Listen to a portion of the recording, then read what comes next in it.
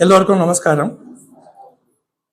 முத்திபூர்ணம் ஐயாவுக்கு சதுர்கம் கோடிகால மக்கள் திருமுள்ள சர்வ மூல மந்திர நிரூபிக மகான்கள் ஆகிய யோகா சாலை ஆண்டவர்களையே முத்திப்பார். எழிற்பல கலைகள் இலகு செம்மலரே எழுநிலை கூலபூவன் மலையே பொழில் தலை களனி நலவயல் விளைவே புலன்பழி கோழி கூல விளக்கே எழிலெழுஞ்சலில துளவ கோபுரமே ஏதன புகழுவேன் நயனே விழியன திரண்டுன் தணிகையுன் பதத்தில் விழுந்துறங்கிய சுக விளைவே. பிரம்மபிரகாச மெய்வழிச்சாலை ஆண்டவர்களின் திருவாக்கியம். யமன் படர் அடிபடு கோடாயுதக்கூர். வாக்கியம் எண் 21. தேவர் யார்? தேவ உலகத்தின் ரகசியத்தை தெரிந்து கொண்டவர்கள். தன் அறிவை கொண்டு தானாகவா தெரிந்து கொண்டார்கள்? இல்லை, தானாக தெரிந்து கொள்ள முடியாது. ஆச்சாரிய வடிவம் தாங்கி வந்திருக்கும் தேவாதி தேவரின் திருக்கருணையால் தான் அதை பெற்றார்கள். திருவாக்கியம் எண் 22. குதிரை வெகு அழகாக இருக்கிறது, மயில் அழகாக இருக்கிறது, பால் பசு அழகாக இருக்கிறது என்றெல்லாம் சொல்கிறோம். ஆனால் 10,000 லட்சுமிகரமாகிய மயிலினங்களையோ அல்லது 10,000 மிருகங்களையோ கூட்டி வைத்து 10,000கணக்கான சொற்களை சொன்னால் அவைகளின் காதில் ஏறுமா? ஏறாது. அதுபோலவே நன்மை பிறங்கும் வார்த்தைகள், தேவ ரகசிய வார்த்தைகள், மூல மந்திர வார்த்தைகள் கோடி கோடியாக பேசி வருகிறோமே, அவை போய் இவன் உள்ளத்தில் படிந்து நன்மை பயக்கவில்லை என்றால் மனித ரூபத்தில் இருந்தாலும் அந்த ஜந்துக்களில் ஒன்றாகவே தான் இவன் இருக்க வேண்டும். மிருகங்கள் கேட்டு பிரயோசனப்படாமல் போவது சரி.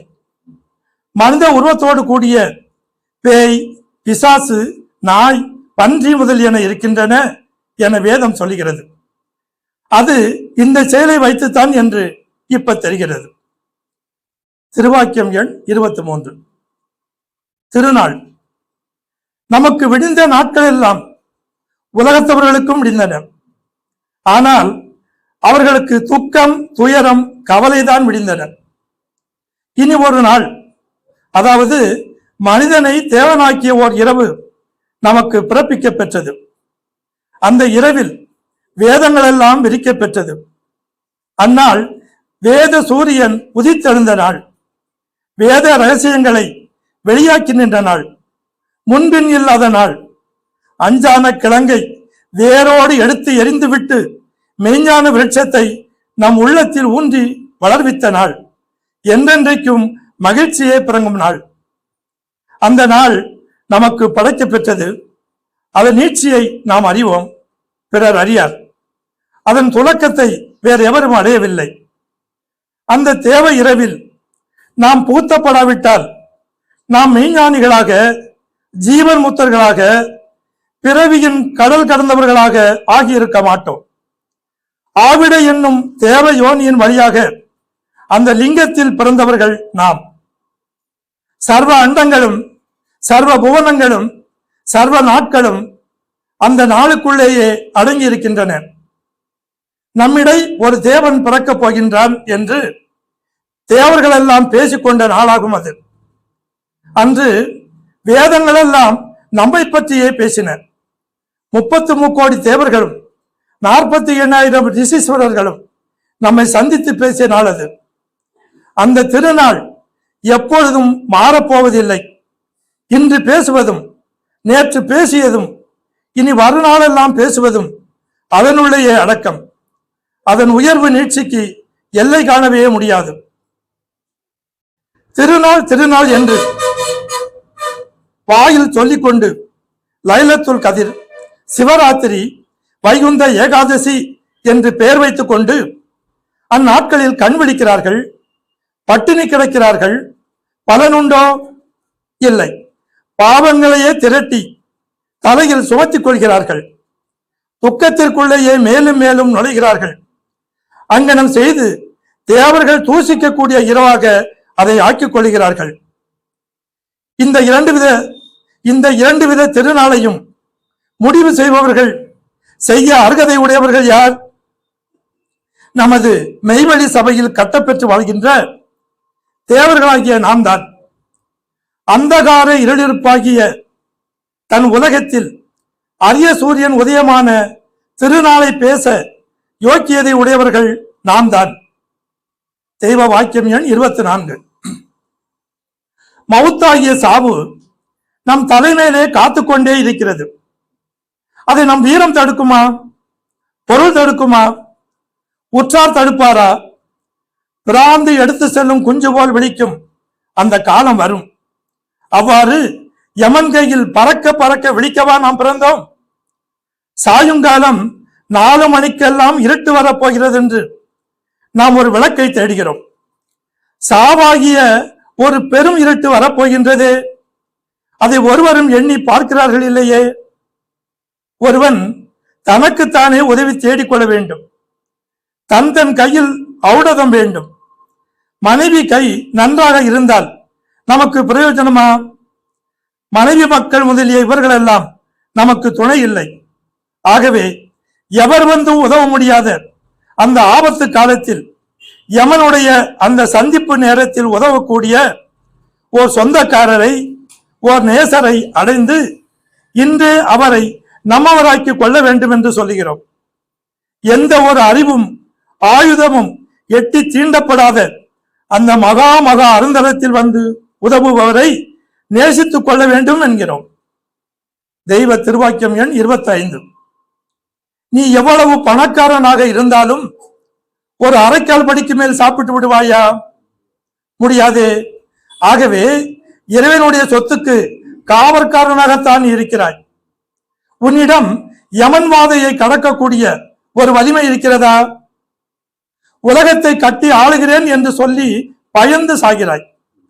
சிரஞ்சீவி பட்டம் வகிப்பதற்காக வந்த நீ அதை மறந்து வாழ்கிறாய் என்று நமது குலதெய்வம் பிரமபிரகாச மெய்வழிச்சாலை ஆண்டவர்கள் திருவாய் மலர்ந்து அருளியுள்ளார்கள். நமஸ்காரம். ஆண்டவர்களை பற்றிய முன்வந்த பாரவான்கள் கூறிய இடத்திற்கு தரிசனம். வாசிப்பு சாலை கிட்டு.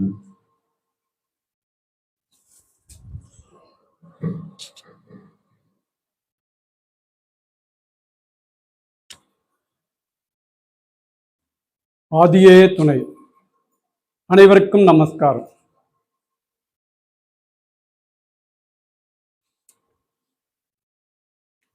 தோத்திர பாடல். பரிசு குருவே மறையின் தரிசனை பன்னூறுவே. பரிசு குருவே மறையின் தரிசனை பன்னூறுவே. பரத குரு நிறை குமுத விரி கருணை பொலியும். நிறை தவுசி நரையொழுகு மறை மணிக விலகு. மறைவழு மலரரசு மணி சிகரமேரே. அற முதலாயது முதவு மதிபதியோருறவே. அற முதலாயது உதவு மதிபதியோருறவே. துரபலரா குவபரம தரு தகு பேரரசே. நிறை மதிய முளவுகுல இலையொளிரு நிறைவே நிறை மதிய முளவுகுல இலையொளிரு நிறைவே இறைவனடி சேரு கொர லீதனு நாமுரசே இறைவனடி சேரு கொர லீதனு நாமுரசே. அருட்பா தீர்க்க தரிசனம். தங்கமேயனையார்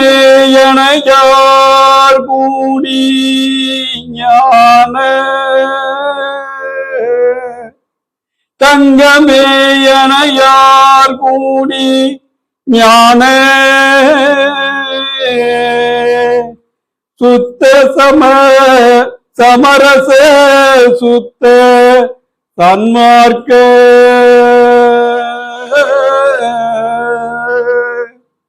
சங்கமே கண்டு களிக்கவும்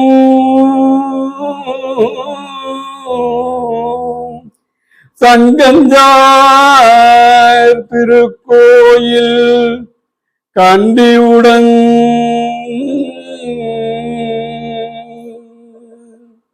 துங்கமே பெருஞ்சர் சங்க நீடூழி துளங்கவும் சங்கத்தில் அடியே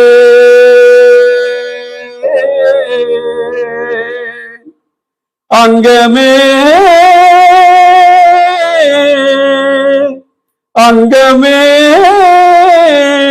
குளிர நின்றனை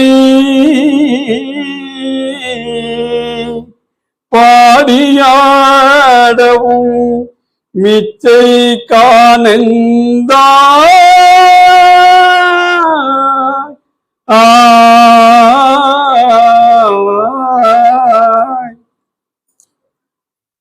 வேதாகமர் சுருதி கிரந்தங்கள் பிரமோதய மேவழிச்சாலை ஆண்டவர்களின் அற்புத அடையாள தெய்வீக செயலை கூறும் தீர்க்க தரிசனம்.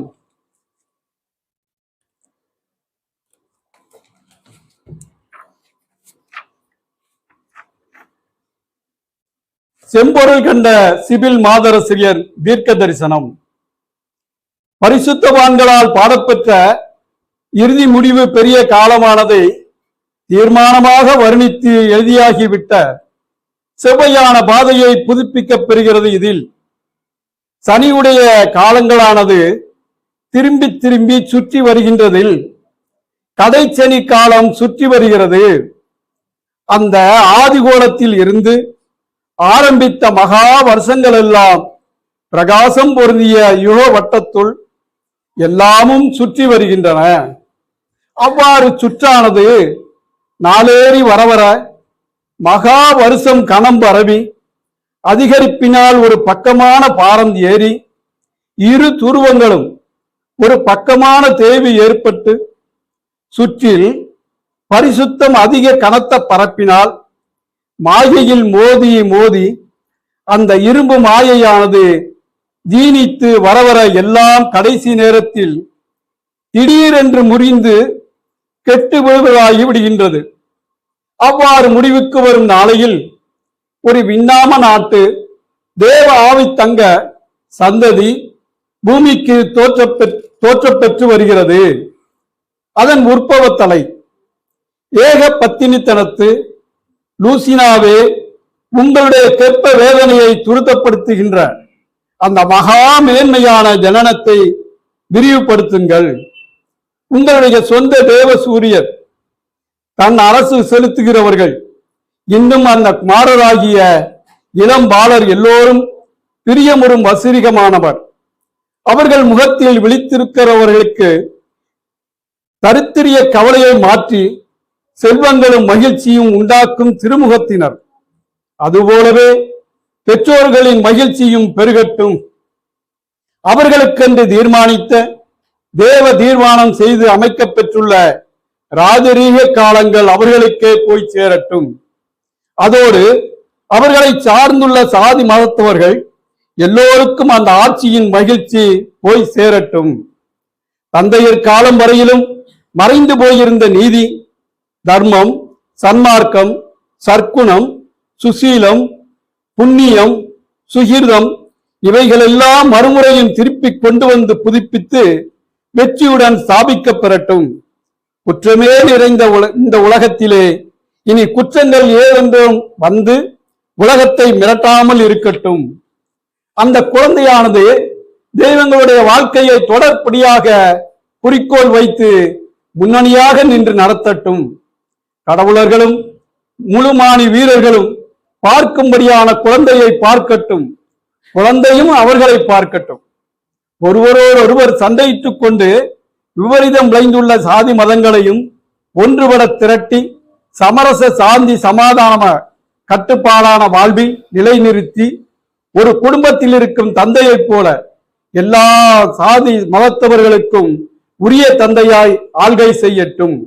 அந்த பச்சிலம்பாளின் அவதாரம் அரசு காலத்திலே அழைக்காமலே மண்மக்கள் வாசனை மலர்களையும் கந்த மூலிகையையும் 5 கோண வாடாத கொடி மாலைகளையும் முதல் காணிக்கையாக கொண்டு வந்து சமர்ப்பிக்கட்டும். மாடு ஆடு பசுக்களை சிறுநெறி பெருநெறிகள் வாய்ப்படா வண்ணம் பாதுகாப்புடன் வைத்து பசுக்கள் மடியானது சுரந்து காலிடிக்கில் உரசுற தன் கன்றுகளை நினைத்து அம்மா அம்மா என்று சப்திக்க சாயங்கால நேரம் ஓட்டி வந்து தொழுவகம் சேர்க்கட்டும். குழந்தை பருவத்தில் அவர்கள் வளர்த்தொட்டிலில் வளர்ச்சியினுடைய புஷ்பங்களால் அலங்கரிக்கப்படட்டும். சர்ப்பங்கள் அடைகாத்து உண்டாக்கும் உற்பவ தீங்கு விஷங்களெல்லாம் புண்ணிய கால பூமியில் இல்லாமல் சாகட்டும். மேற்கூறிய உண்டாக இருக்கும் பூமியானது விஷ பூண்டுகளையும் ஆகாத கலைகளையும் உண்டு பண்ண மாட்டேன் என்று சொல்லட்டும். ஒவ்வொரு தாவர வர்க்க செடி கொடி புதர்கள் எங்கும் சீரியன் ரோஜா மலர்கள் கணக்கர பூத்து செழிக்கட்டும். இளங்குமார பருவத்தில் அவர்கள் வீரமான துணி எழுப்பி பாடுதல் அது அவர்களுடைய பரம்பரைக்குரிய மாட்சி. அப்போது நிகழும் கலிகால நிலைமை கூறி வருகின்றதாவது, உலகத்தில் உள்ளவர்களுக்கு எவ்வளவு செல்வம் இருந்தாலும் வயிறு நிறையாத நாய்களாக இருந்து சண்டையிட்டுக் கொண்டு நாசமுறுவார்கள், பலனற்று போகும். மெய் தொழுகை அதற்குரிய பேரின்ப மாட்சி. தந்தையவர்கள் காணிக்கை தங்க ஆபரணங்களை அணிந்து சிவப்பு நீல கலர் உடை தரித்தவர்களாய் அந்த மினிய ராஜரீக உடைகளுக்குள்ளே பெரிய தன்மை விசவை தட்டட்டும். வீரம் பொழிந்த இடைக்கச்ச ஆடைகள் அணிந்திருக்கும் ஆடுகளெல்லாம் வீரிய குரல் இறைத்து விரிக்கட்டும். தெய்வ வலை விரிப்பானது ஆதி ஊழி விதியின்படி விரித்ததன் பிறகு அதன் காரியம் தேவரகசிய செயலானது இடரில்லாமல் ஓடும்படியாக அதை அந்த ஆதி ஊழி வீதி ஆசீர்வதிக்கட்டும். அவ்வாறு ஓடிக்கொண்டிருப்பதானது வெகுகால நடைமுறையில் அது விளைவுற்ற பருவ எல்லைக்கு வந்து எல்லோராலும் கண்ணியமாக புகழப்பெறுகின்ற விளைவினுக்கு வரட்டும். ஒரு குருதேவர் அவர்களால் எடுத்து வளர்க்கப்பட்ட திருக்குமாரரே வாருங்கள். ஓ வான நாட்டு சொர்க்கலோக வித்தே வாருங்கள். உச்சாதிகந்தம் சர்வ போனாதி அங்கங்களிலும் உள்ள இயற்கையாய் இயங்கும் சத்துவங்கள் அனைத்தும் பிரசவ வேதனையற்று குலுங்கி தங்களை நமஸ்கரித்துக் கொண்டு நெருங்கி அழியப் போவதை பாருங்கள்.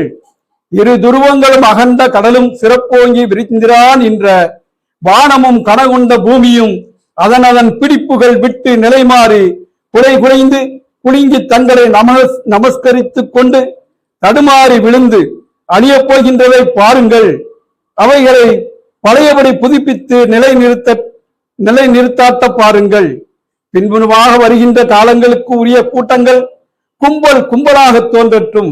உங்கள் புகழை பாடுவதற்கு என்னுடைய தொனியும் ஆகாயம் வரை கூடி எட்டட்டும். அது எல்லா உள்ளுள்ளேயும் போய் படியும்படியாக குரல் வைத்து புது ஆவியை ஊதட்டும். பறவை இனங்களையும் மிருகங்களையும் கல்மரங்களையும் வசீகரிக்கக்கூடிய சுரமண்டலக்காரராகிய தேவகான ஆர்பியாசுவே இருந்தாலும் என்றும் மங்காள புகழை கீழிடமாக அணிந்திருந்த லீனஸ் தெய்வமாகவே இருந்தாலும், இன்னும் அவர்களின் தந்தையர்கள் அவர்களுக்கு உணர்ச்சியே ஊட்டினாலும், கலைவாணியே அவர்களுக்கு பாட வேண்டிய முறையை போதித்து அவர்கள் பாடினாலும், வீணையை போபஸ் தெய்வமே மீட்டினாலும், அப்பவும் என்னுடைய இந்த பாட்டை அவர்கள் மிகைக்க முடியாது. பான் என்ற தெய்வம் செய்யும் நடையில் இதற்கு சரிகூடாது இருந்தாலும், ஆர்கேடிய நீதிபதிகள் தங்களுடைய கடவுளர்களை கொண்டு என்னுடைய இந்த பாட்டுக்களின் கருத்துக்களை அமுக்கினாலும் இதை மிகைக்க முடியாது.